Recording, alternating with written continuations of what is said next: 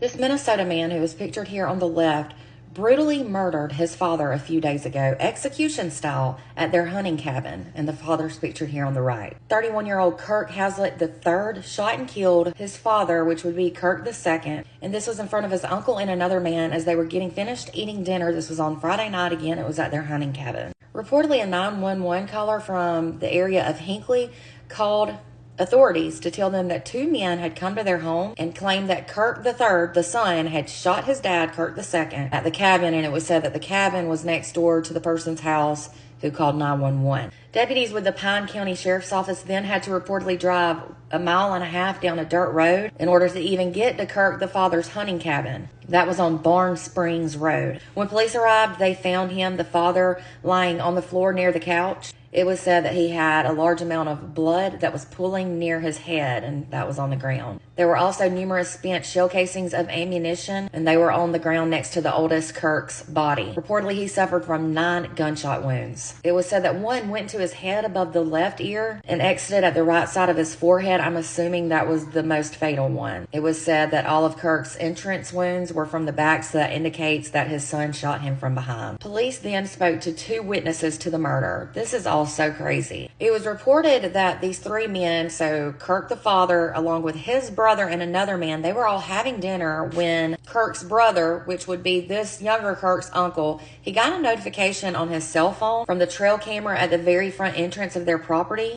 and it showed somebody walking up the driveway with a gun. The uncle said, "Holy shit, somebody just walked through our gate with a pistol in their hand." So it was said he then went to go get his gun from one of the rooms in the cabin, but as he was doing that, Kirk the son, so Kirk III, busted through the side door of the cabin, and he, the witness, heard 3 gunshots. He said he then saw his nephew standing inside the cabin holding a gun, a handgun. Reportedly, Kirk II, so the father, the victim, was still breathing a little bit at that point. The suspect then made his uncle and the other male witness go to sit on the couch. He then allegedly stood over his father while he was laying on the ground, and he shot him in the head, execution style, to make sure he would not survive. I don't understand. One of the witnesses said that Kirk III came into that cabin with a mission, and that was to kill his dad. It was said that the uncle and the other man pleaded for their lives, so the suspect eventually let them go.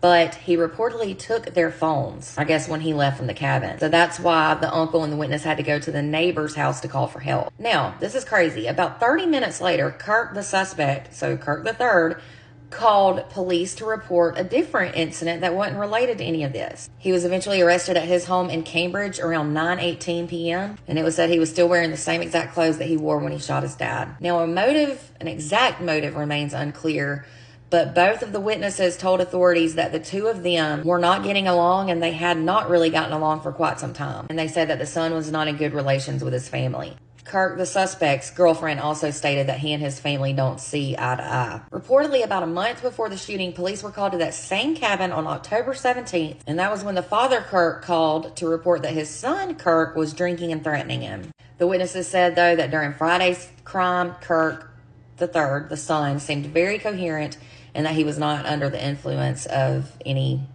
alcohol or drugs. Kirk III is now being held at the Pine County Jail on a $3 million bond. He now faces charges of second-degree murder and felony kidnapping. This is absolutely crazy. I will never understand how people do such horrible things. Not only do they cause someone else to lose their life, but they'll end up losing theirs as well in the end too, because they'll be behind bars for life. I understand there's going to be family disputes, but it should never lead to killing each other.